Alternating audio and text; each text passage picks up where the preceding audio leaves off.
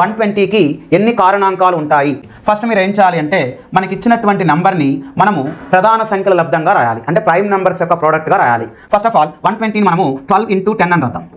తర్వాత 12ని మనము 4 into 3 అని రాద్దాం. అలాగే 10ని 2 into 5 అని రాద్దాం.